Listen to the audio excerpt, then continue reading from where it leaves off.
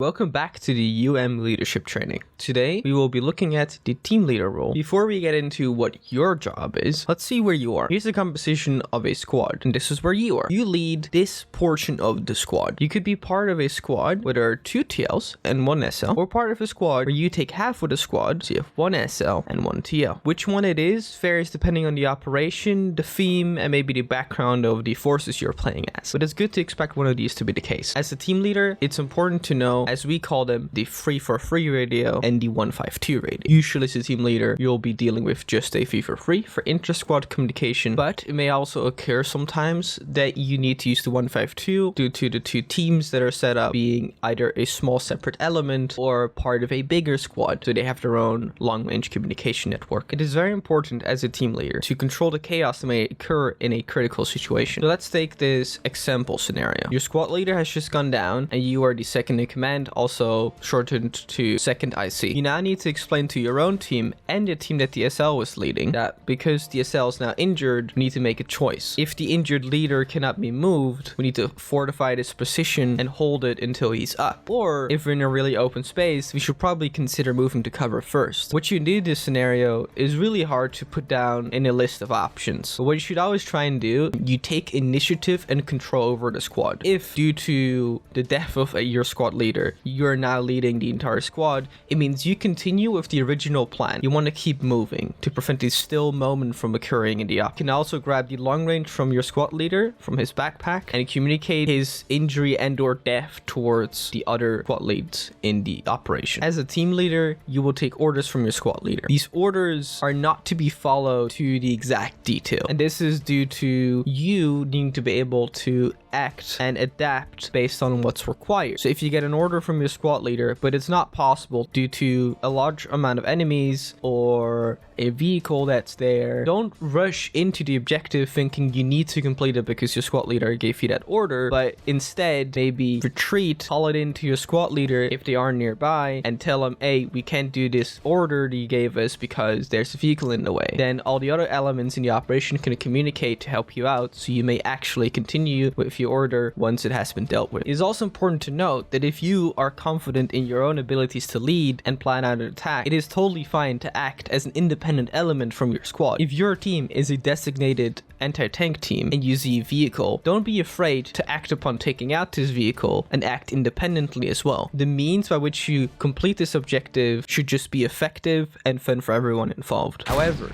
depending on leading styles, this can be quite disruptive. So do discuss this with your current squad leader beforehand. In the previous example, I told you about the possibility of your team being designated as AT due to you having 2 AT gunners. This can totally happen, but there's plenty of different designations you may have for your team, depending on the roles present in this team. You may be designated as a medical team or a medevac. You may be designated as anti-tank. You may be designated as a recon squad. Depending on whatever your designation is for the team and or the squad, you may change your playstyle and adapt to how you play the operation. If you're recon, stay at a distance, use long-range rifles. If you're a medical team, assign a bodyguard, sort of a buddy team concept, in which the medic always has someone covering them whenever they end up doing medical stuff. Understanding the buddy team concept is quite simple and it's really effective. Essentially what it means is ensuring that in your team, there's always someone watching your back. Due to them always having a buddy in your team, they're less likely to get lost and less likely to get shot and be alone while bleeding out. Understanding this buddy team concept is quite important for the cohesion of your team.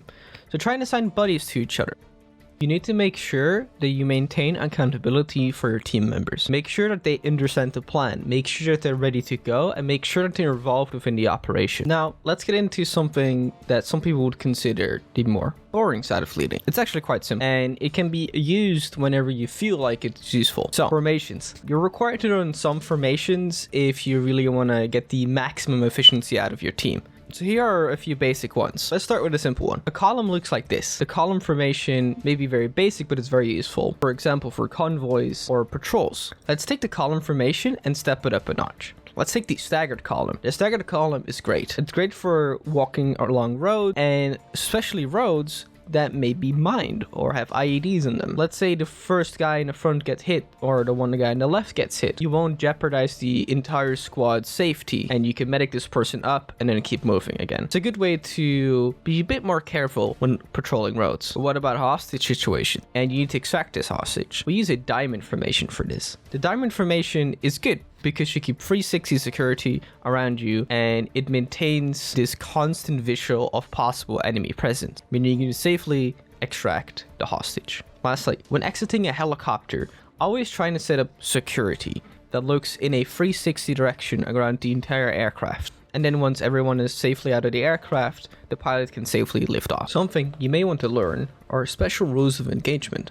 Rules of engagement are pretty simple, but there are some special ones. So let's start with the basics. Rules of engagement are kind of as it says in the name. They're rules for when you're allowed to engage. So, for example, do not fire unless fired upon, or only fire once you have a positive ID on an enemy target. But there are some special exceptions here. For example, a special rule of engagement could be you cannot fire unless you have a positive ID on the enemy because they may be wearing civilian clothing or it's in a civilian area with that. So you don't want to hit civilians, but to make sure you hit the right person, you've got to positively ID them. These special sort of rules of engagement usually go with an identification, like they're holding this type of weapon, they're wearing this type of uniform, and so forth. It's important to pay attention during briefing so you don't forget the special rules of engagement when they get applied during an operation. Moving on to sectors of responsibility. Very simply put, it means that you've been assigned a certain sector or area on the map and it's your responsibility to take care of it. This could mean that you've been assigned a overwatch position that overlooks a certain arc, or that you have been assigned a few sectors in a town to clear. The point here is that it is your responsibility to take care of these sectors depending on what the order is. Your responsibility that they are cleared if it's a clearing objective, and that you do proper reconnaissance if it's an overwatch point. Alright, so the bounding concept. The bounding concept is as follows. The bounding concept means that you take two people, they're both behind cover, one can move while the other watches over him. As simple as that. Now, you can do this with buddy teams as well. So you could also have a team of 4, your fire team, 2 people are covering, 2 people are moving, and so forth. By using bounding in a lot of different scenarios, you can ensure that people are safe while moving from cover to cover, while moving up to a fortified position, or when just crossing the road during a firefight. Alright. So we want to make sure that our team members are always ready to go. So how do we do this? We apply a concept of pre-firefight and post-SITREP. So let's start with pre-firefight. What you do before a firefight is ask yourself, and more importantly, your team members, a few things. 1, do we understand the briefing and do we know what we're doing? 2, let's do an equipment check. Are we all good on weapons, ammunition, medical supplies, or any other special conditions that may be required depending on various operations and designations? To properly and easily do the equipment check, we recommend using the color system. Amber means we've used some of this equipment, but we're still good to go. Red means we've used a lot of equipment and we really need a resupply. And then black means you're completely out. We've got nothing left and we cannot fight. You're not combat effective. Then next, we ask, are we all clear on the rules of engagement? Are there civilians in the area? What about non-combatants? What about identifying our own friendly forces? These are questions you should ask during a pre-firefight. And lastly, let's do a risk assessment. If there's tanks in the area, we should probably keep our AT ready and let everyone know that this may be a possibility. It's always good to remind people of these potential risks to let, for example, the AT role know that there are tanks in this area and he should be vigilant. In its essence, pre-firefight refers to the crucial steps we take before engaging in any firefight. It's about proper planning, coordination, and minimizing your risks. Alright, so let's go over the post-SITREP. This one's kind of similar, but it has a few things differently. First, let's do an assessment. Once the firefight ends, let's assess our situation. See what's going on. What was the outcome of this firefight? Did we achieve our objectives, or were there any unexpected developments? Secondly, let's do a casualty report. Let's make sure we don't have any injured players and casualties amongst our team. This type of information is crucial to our medics so they can do their job. Third, do an equipment check. Again, go over all the steps we went over before and make sure you're all good to go for the next fight. Fourth, go over the lessons learned. Identifying what went well and what needs improvement is very important. This can be done mid-operation, so you can refine your strategy for a future engagement, but try and keep it short. If a change in strategy needs to happen, but it's too big to change mid-operation, save these for debrief. We call them debrief points. Fifth and lastly, recovery and replenishment. You may want to plan for resupply or recovery. So once you have done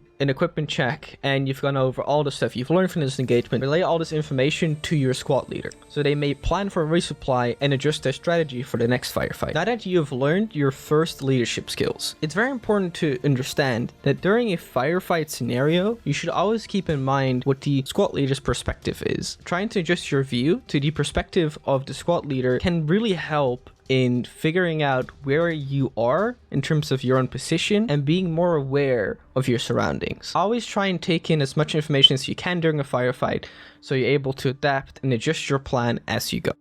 You've made it to the end of the video, and we hope you've learned something today. In the next video, we're going to step it up a notch, and we're going to look at squad leading. Now go out there and lead your troops.